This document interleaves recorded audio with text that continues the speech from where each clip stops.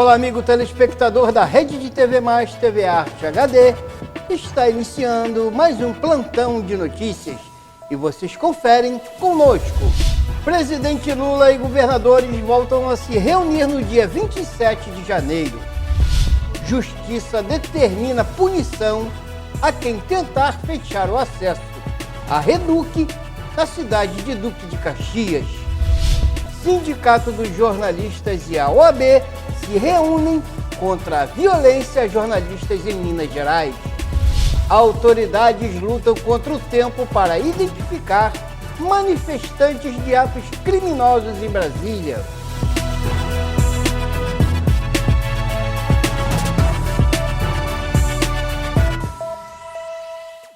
O governo Lula cria uma nova agenda para a reconstrução do país. O presidente Lula voltará a se reunir com os governadores no dia 27 de janeiro para compreender as prioridades dos estados.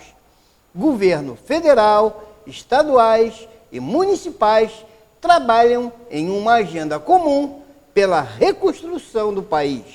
Nós vamos construir uma agenda comum entre governo federal, governo estadual e prefeitos, para que a gente possa unir e reconstruir o país. Essa agenda comum tem prioridades claras já pré-estabelecidas pelo presidente Lula, como a retomada do emprego, do desenvolvimento local, do desenvolvimento regional, o tema da saúde e o tema da educação. Como disse aqui o nosso governador, presidente do consórcio do Nordeste, o presidente Lula, inclusive, já pediu para que os governadores possam avaliar em cada um dos seus estados projetos prioritários na área da saúde, sobretudo nessa ideia de reduzir as filas na saúde, projetos prioritários na educação, voltados para a recuperação da aprendizagem, projetos prioritários que retomem o crescimento, investimento e desenvolvimento local, e todos os temas serão acolhidos, tratados e analisados pela equipe de governo. E a segunda vara federal de Duque de Caxias determinou a proibição do fechamento de qualquer uma das pistas da rodovia Washington Luiz, a BR-040, que dá acesso à refinaria de Duque de Caxias, a Reduc da Baixada Fluminense. Confiram. Se a decisão for descumprida, está prevista multa de R$100 mil. Também deve ser removido qualquer material que possa ser usado para bloquear a pista ou dificultar o tráfego da BR-040 e com força policial, se for preciso. No caso de descumprimento, a Polícia Militar e a Polícia Rodoviária Federal devem identificar os responsáveis. No caso de omissão dos agentes, eles também podem ser responsabilizados. A segurança da refinaria de Duque de Caxias foi reforçada depois dos atos golpistas de domingo em Brasília. O batalhão de choque da Polícia Militar faz o policiamento nos acessos da Reduc. A Reduc é estratégica no abastecimento de combustíveis, é uma das maiores refinarias do Brasil. Além de produtos como óleo diesel, gasolina, querosene de aviação, a Reduc é responsável por 80% da produção de lubrificantes pelo maior processamento de gás natural do Brasil. E agora mais um fato lamentável da história da comunicação do nosso país. Em Minas Gerais, jornalistas foram alvos de agressões. Os profissionais da comunicação fazem seu importante trabalho de informar a população dos acontecimentos e dos fatos. Lamentável essa postura dos manifestantes.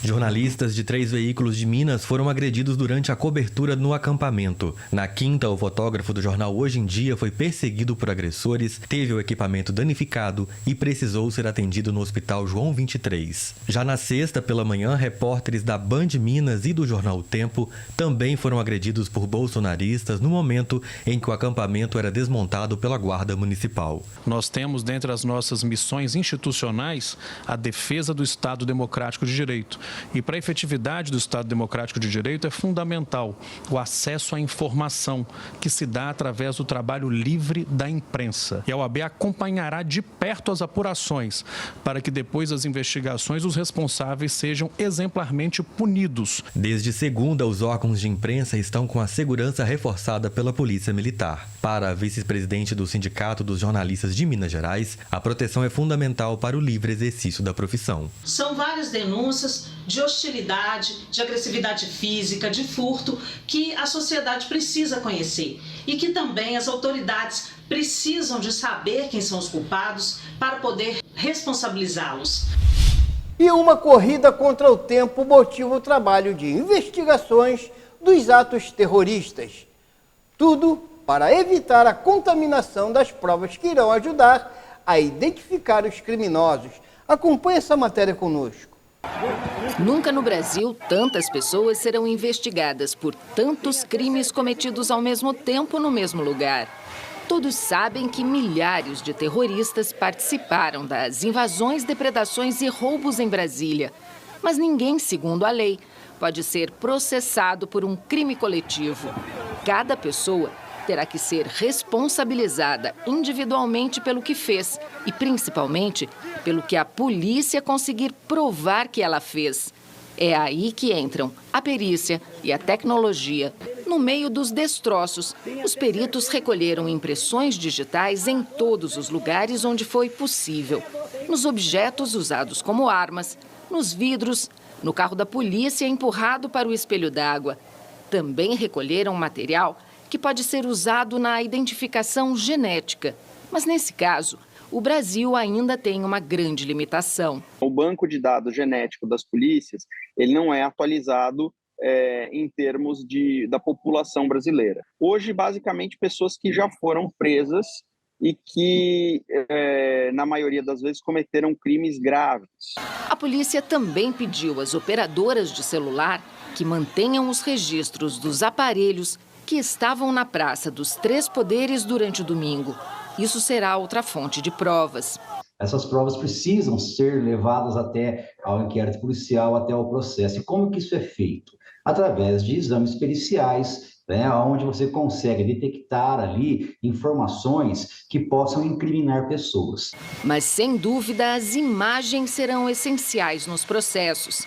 Os próprios terroristas produziram vídeos, fotos e lives nas redes sociais, onde aparecem cometendo os crimes.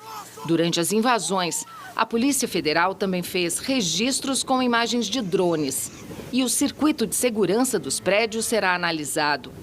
Para identificar quem aparece nas imagens, a polícia e a justiça estão contando com a ajuda da população.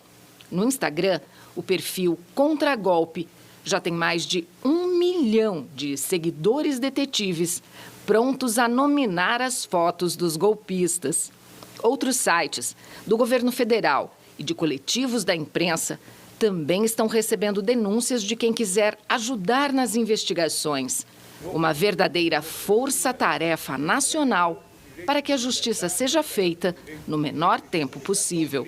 Eu não acredito que essas investigações vão ser finalizadas em menos de um ano, porque são muitas pessoas. Então, para algumas isso pode acontecer, mas vai ser necessário, eventualmente, desmembrar essas investigações em 2, 3, 4 partes, porque isso também é possível para o bom andamento das investigações. A gente tem que esperar aí uma rapidez para que possa ter aí, uma resposta rápida à sociedade, para que a sociedade possa ter certeza, que a democracia vai sempre valer. Nós vamos agora a um breve intervalo e voltaremos em seguida.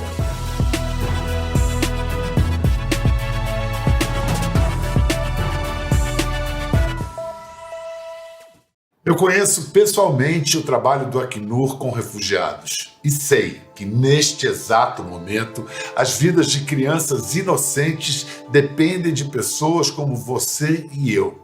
Crianças que escaparam de guerras e desastres e precisam urgentemente de nossa ajuda. Por favor, dê atenção a elas. Seu apoio pode salvar vidas. Junte-se a mim hoje. Vamos ajudá-las. Lugar de Mulher é na beleza. Venha conhecer nossos tratamentos de harmonização orofacial com a doutora Cláudia Facioli, elevando a sua autoestima. Limpeza de pele, peeling químico, hidradermoterapia, skin booster, laser terapia, jato de plasma, bioestimuladores, botox, preenchimento facial, bichectomia, lipoaspiração de papada, fios de PDO, tratamento de olheiras, IPRF, tratamento de rejuvenescimento.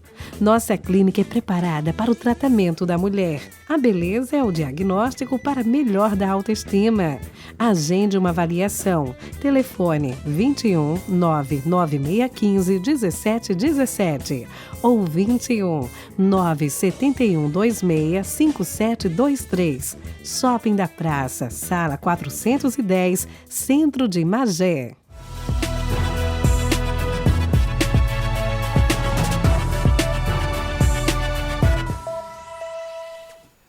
Já de volta aqui ao Plantão de Notícias, vocês vão conferir agora os comentários de Carlos Emir Laranjeiras sobre os últimos acontecimentos dos bastidores da notícia. Está começando os bastidores da notícia. E no programa de hoje nós vamos falar do discurso de Lula para a reconstrução de um país. Mas antes, nós não podemos deixar de falar como o país estava em dezembro de 2022, na questão econômica.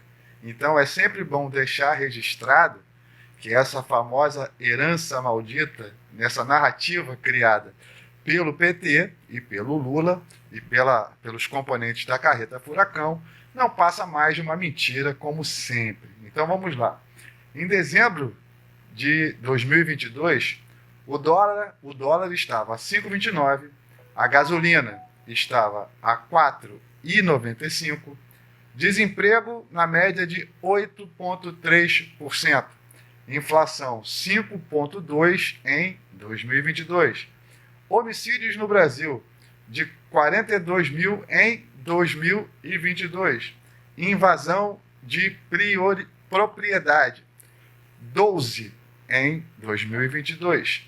PIB, um crescimento de 3,2% no final de 2022.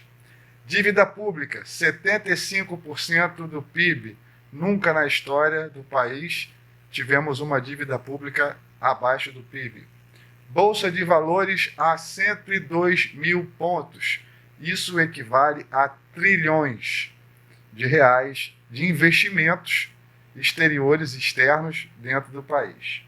Superávit fiscal, 39 bilhões positivos. Valor da Petrobras, 520 bilhões. Leite, que é a base da cesta básica, onde todo mundo se pega no preço do leite, está 4,39 e a picanha, 58,90. Então esses são os números deixados pelo governo Bolsonaro. E já no início do governo Lula, esses números já dispararam. Contra fatos, não há argumentos nem narrativa. Foi feita uma reunião agora, na segunda-feira, com os governadores, para tratar da questão das manifestações antidemocráticas e os grupos terroristas de idosos e senhoras acima de 75 anos que estão agora, nesse momento, no mais novo campo de concentração em Brasília, que foi criado nesse governo democrático. Mas dia 27 agora, terá uma outra reunião com os governadores para a reconstrução do país. Então vamos lá. Como nós vamos reconstruir um país que já estava caminhando e já estava sendo reconstruído? Como nós sabemos, o fisiologismo do governo do PT, aonde nós estamos vendo com seus ministérios a questão dos ministros completamente políticos e não técnicos, ministros que não sabem de nada na área aonde estão atuando. É o caso do Haddad, que é mestre em economia, que teve uma entrevista dele que ele falou que colou para passar na prova e fez 2 meses numa pós-graduação e se considera o economista. E ainda tem gente que compara ele, essa imprensa lixo, essa narrativa desse consórcio, que ele é melhor do que o nosso Paulo Guedes. Bom, o Brasil caminha a passos largos para a implantação de um regime comunista, é verdade. Tanto na questão das liberdades, quanto na questão do inchaço do Estado e no controle social. Não só o controle das mídias de opinião, de falar, como também agora nós estamos vendo a questão da liberdade física, aonde muitas prisões estão acontecendo e muitas coisas vão acontecer ainda pela frente. Bom, no programa de hoje foi isso. A tal herança maldita e a reconstrução do que já estava construindo. Então, na verdade, o que nós estamos começando a ver nesse início catastrófico do governo do Lula é a desconstrução de uma economia que estava pujante, de uns investimentos que estavam entrando e de uma democracia que estava tentando sobreviver. Então, essa reconstrução, eu acho que ele está se referindo a reconstruir o comunismo aqui no país, onde o inchaço da máquina pública vai ser prioridade, aumento de impostos e caça das liberdades individuais e de expressão. Carlos Emílio Laranjeira para a Rede TV+, TV Arte HD. Em sequência, vocês acompanham também as notícias locais com Maurício Aragão, com os seguintes destaques. Sesc Verão anuncia cultura, esporte e lazer em Petrópolis, Teresópolis e Guapimirim. Magé anuncia fomento de R$300 mil em edital para a cultura. Lagoa de Iriri, em Rio das Ostras, está imprópria para banho. Tragédia na região serrana. O maior desastre natural do país completa, no dia de hoje, 12 anos.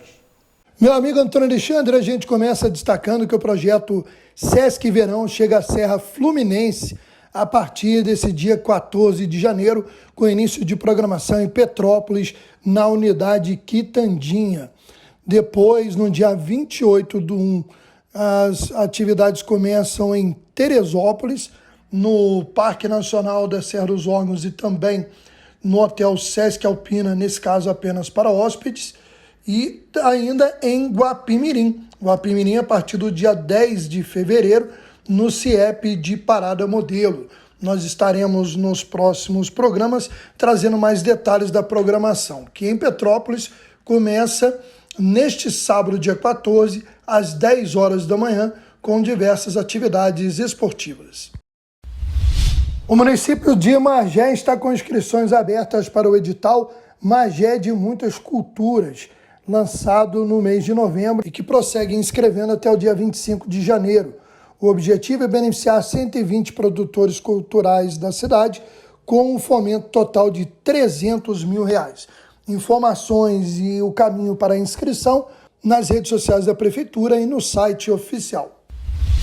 Como havia sido dado o alerta em matéria que divulgamos do portal Cidade 24 Horas no Jornal Regional, com Adriano Pereira, a Lagoa de Iriri, em Rio das Ostras, está realmente imprópria para banho.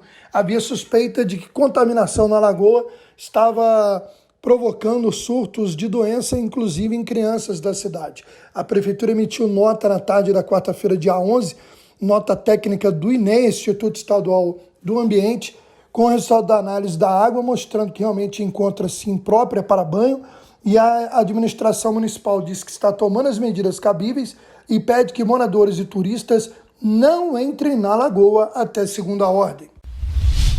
Por fim, Antônio Alexandre, não podemos deixar de registrar que neste dia 12 de janeiro de 2023 completam-se 12 anos da tragédia climática da região serrana em 12 de janeiro de 2011, que deixou mais de 900 mortos e quase 100 desaparecidos.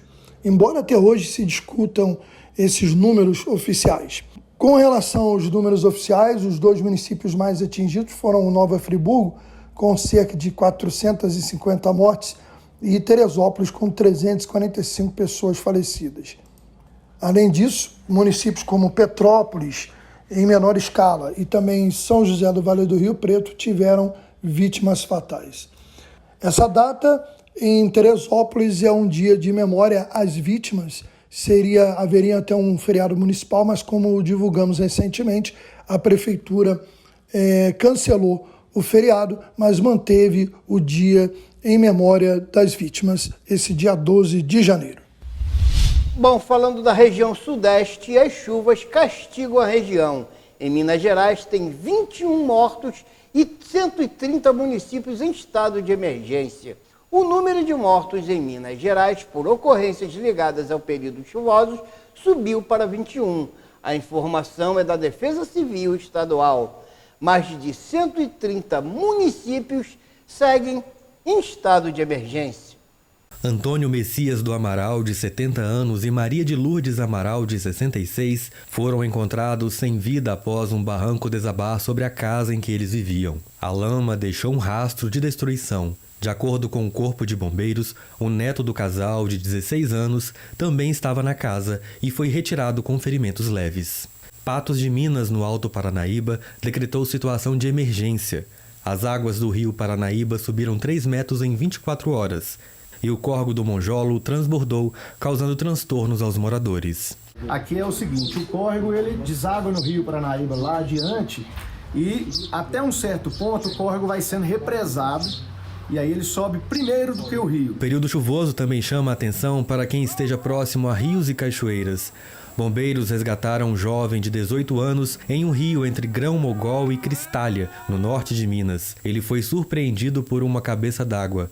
O rapaz não sofreu ferimentos. Antônio Dias, no Vale do Aço, voltou a sofrer as consequências das fortes chuvas. Um homem de 25 anos foi levado pela água durante um temporal que atingiu a cidade. O Corpo de Bombeiros segue na procura nas margens do rio Piracicaba. 49 pessoas estão fora de casa na região. Minas Gerais tem sofrido com temporais e fortes chuvas desde o fim de semana, que foram causadas por um fenômeno chamado Zona de Convergência. A Zona de Convergência do Atlântico Sul, que provocou muita chuva no último fim de semana em todo o estado de Minas Gerais, se desconfigurou na última segunda-feira. Entretanto, áreas de instabilidades ainda atuam sobre as regiões centro-oeste e sudeste, mantendo condição de chuva para todo o estado de Minas Gerais. A boa notícia é a tendência de que as nuvens se dissipem no decorrer da semana. Na sexta-feira, a tendência de redução de chuva em todo o estado, mas ainda céu nublado, com as chuvas ocorrendo preferencialmente à tarde. Isso persiste no sábado e no domingo, aí sim, a gente ainda tem bastante nebulosidade, mas a tendência é de abrir no decorrer do dia, pelo menos no centro-norte de Minas Gerais.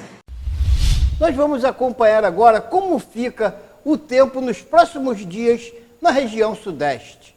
Acompanhe. Nesta quinta-feira, a circulação dos ventos favorece nuvens muito carregadas por toda a região sudeste do Brasil.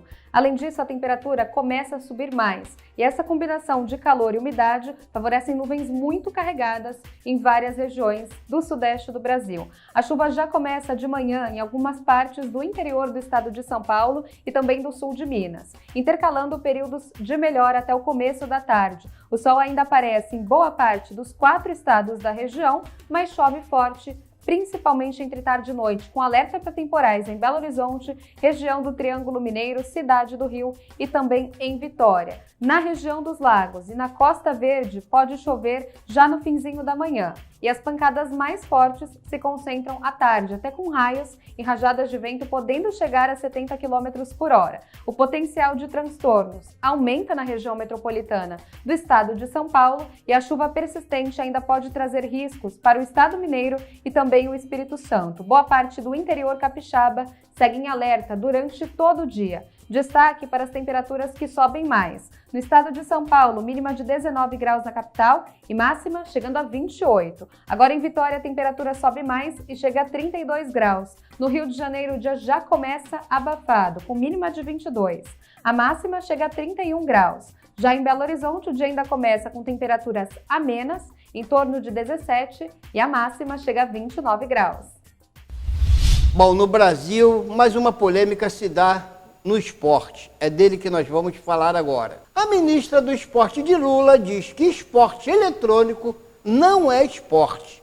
Ana Moser comparou a categoria em ascensão no Brasil a show de música. Confere a opinião da atual ministra. A meu ver, o esporte eletrônico é entretenimento, é uma indústria de entretenimento. Não é esporte. Então, o que você fez? No seu governo, foi se divertir. Entendeu, Demetrio? Você não praticou esporte. Você se divertiu. Entendeu? Por quê? Porque chama a atenção dele, ministra. Pode colocar ele aí na linha. Então, porque o esporte tem uma coisa que chama, além mas o pessoal treina para fazer, né? Treina. Assim como o artista, né, eu falei esses dias, assim como a Ivete Sangalo também treina para poder dar show, e ela não é uma atleta da música, né?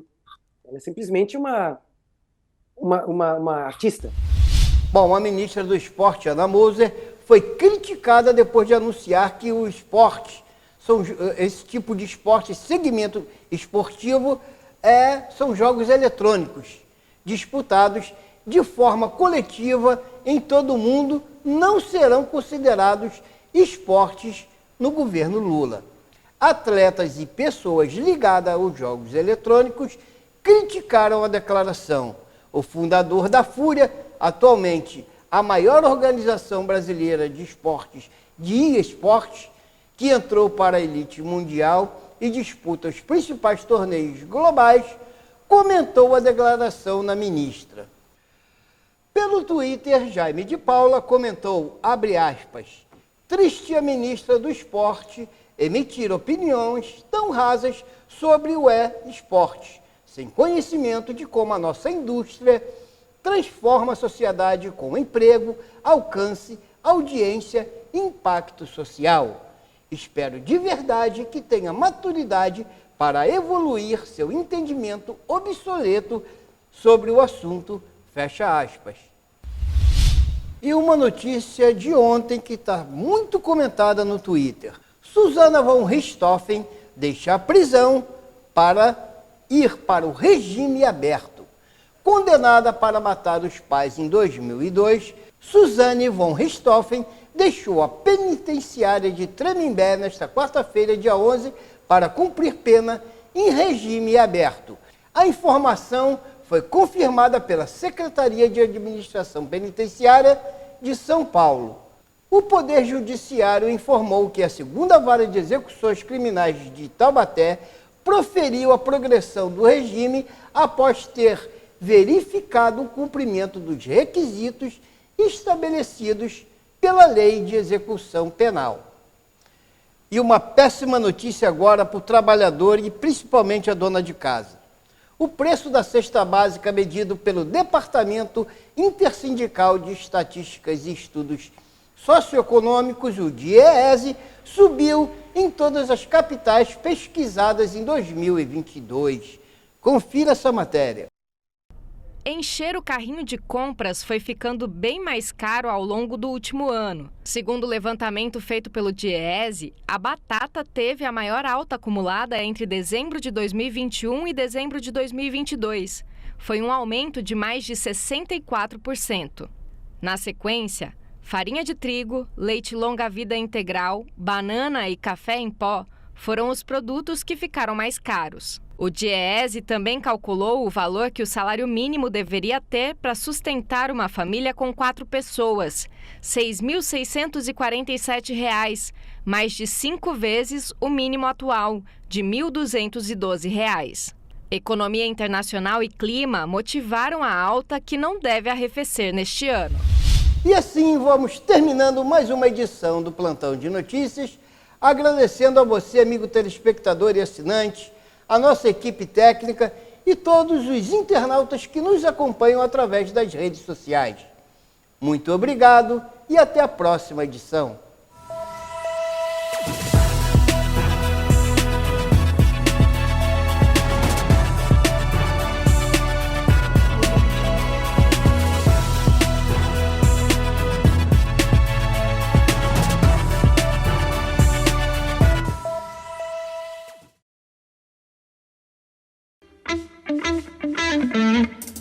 O mais completo tratamento odontológico especializado e moderno você encontra na Clínica Doutora Cláudia Facioli.